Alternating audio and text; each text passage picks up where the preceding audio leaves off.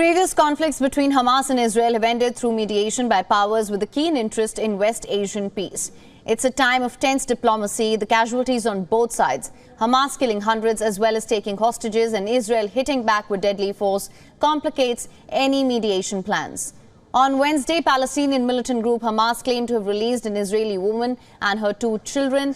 Its head had been detained during fighting with Israeli forces. Israeli television channels rejected the militant group's claim. According to Israeli officials, around 130 people were taken hostage by Hamas during Saturday's assault. No official release of hostages held by Hamas has occurred so far. Izzat al-Rashek, a senior Hamas official, told CNN that it's too early to exchange Israeli hostages while Israel continues to strike Gaza.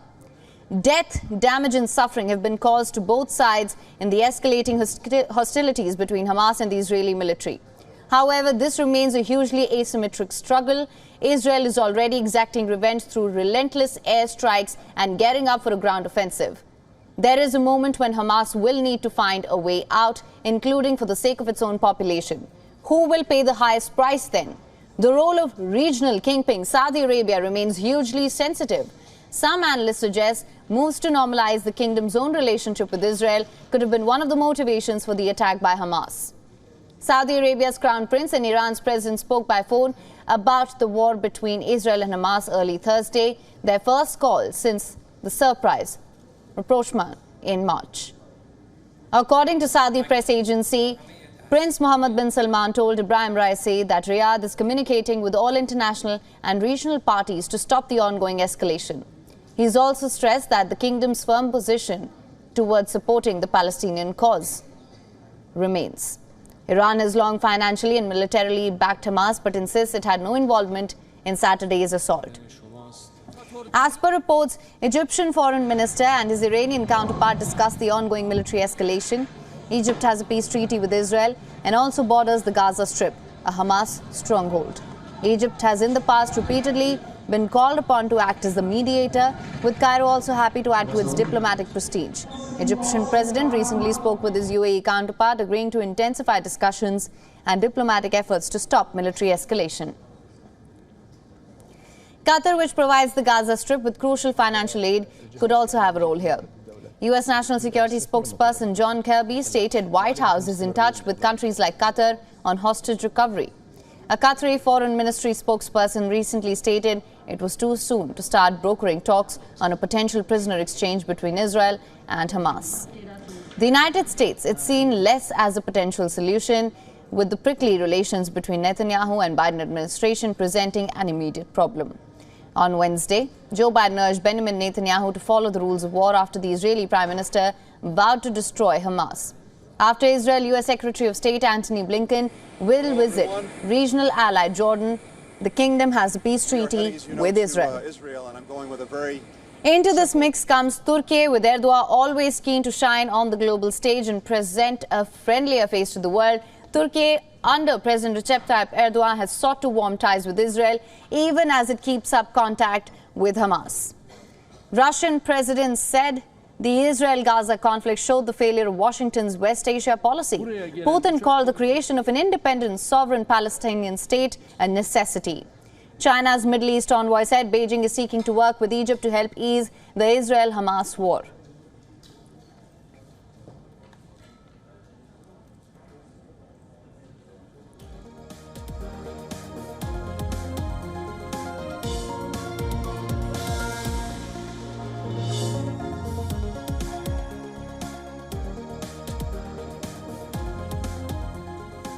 And as we continue our rolling coverage of the Israel-Hamas conflict, we also bring you visuals from the Gaza Strip. These are the visuals that are coming in live from the Gaza Strip, which has been under heavy bombardment from the Israeli side. Israel has bombed more than 200 locations in Gaza after Israel announced complete siege of Gaza. These are the live visuals that are coming in from Gaza. It's the 6th day of the war here. You can see smoke billowing from some of the buildings there, even though the situation seems relatively calm at the moment. But as I mentioned, the Gaza Strip, it has come under heavy bombardment from Israel. And through the course of the day, we'll continue getting you visuals from Gaza.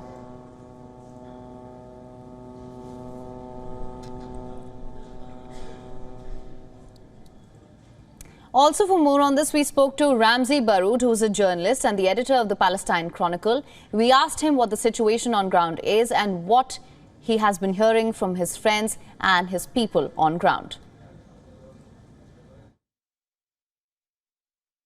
I have family there. I have a sister and her kids, and I have cousins, uncles, and aunts. And of course, I run a news company, so I have various correspondents working in various parts of the Gaza Strip. So we get around-the-clock updates of the situation there. And the only way it can be described is absolutely horrific, if not unprecedented, in the history of conflicts between Palestine and Israel. The infrastructure has already been completely destroyed. 338,000 people have been made homeless. If you do the math, that's about 12% of the overall population of Gaza. If this trend continues as it is, it could be the matter of time before all of the Gaza population will be pushed out of their homes. We also asked him about the urgent need for aid in Gaza and the humanitarian situation. Listen in.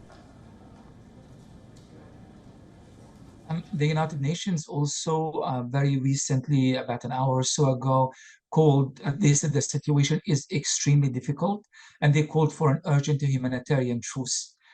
Israel made it very clear that there will be no truce, and they threatened even Egypt, which is an ally, at least the Egyptian government is an ally of Israel, and they said if any caravans of food or supplies will try to arrive to Gaza through the Sinai Desert, they will be shot. So we have an extremely tense situation, but more urgent than the war itself is that you have 2.3 million people with no running water, with no electricity, with no food, and hospitals ran out of medications, ran out of emergency supplies. So we are dealing with really a situation that we don't even know how to mentally process, let alone know how to deal with in practical ways.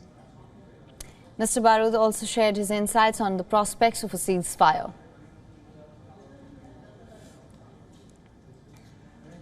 I don't think there will be a ceasefire happening soon. It would be amazing if there can be a humanitarian ceasefire and possible supplies to be allowed to Gaza just to keep the population alive.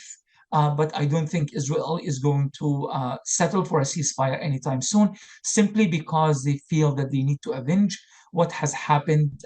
They need to prove to an Israeli audience that the Israeli government and army are still powerful and they have the upper hand over Palestinians. And that's really a major issue here, because Israel has never in its history experienced Palestinian resistance of this intensity before. And because of that, the credibility of the Israeli government is on the line. The image of Israel, this powerful country that is able to hold Palestinians under occupation, under an apartheid regime, and is number 7 seller of military hardware and software to the rest of the world. The fact that they couldn't protect themselves and that the army basically fell apart is quite an embarrassing chapter in Israeli history as far as the Israelis are concerned. So they are not going to reach a ceasefire anytime soon. They feel like they need to exact a price in blood and gore in Gaza, and they are going to carry on for the foreseeable future, unfortunately. We also spoke to Mr. Baroud about how he sees the Israel-Hamas war changing the complexion of West Asia and also its larger impact on the Palestinian cause. Listen in. I feel like there's a lot of geopolitics that we haven't, or is not being discussed here behind the purpose and the motives of this operation. Let's just backtrack just a little bit.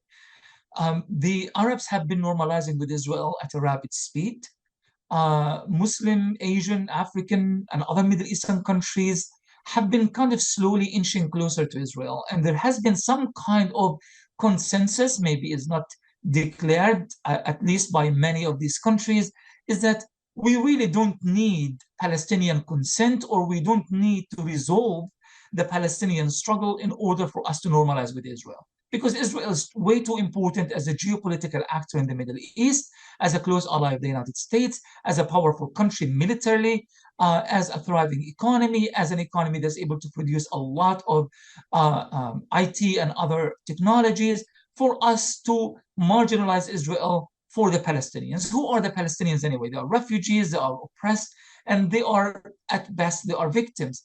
This has changed the dynamics entirely. Suddenly, Palestine is back at the political agenda of the Middle East, and the Palestinians are not only seen as important to the future of the Middle East, but they are seen as very important political and geopolitical actor in the region, to the point that Mohammed ibn Salman of Saudi Arabia today was on the phone with President Raisi of Iran, or Sisi, Iraq. Even the Iraqi government today called on Russia to help find a solution to the Arab-Israeli conflict. So there are so many changes that are happening. The political language began changing. And there's a growing awareness now that it was a big mistake to think that normalization and stability in the Middle East would be possible without the Palestinians being a very important factor in that.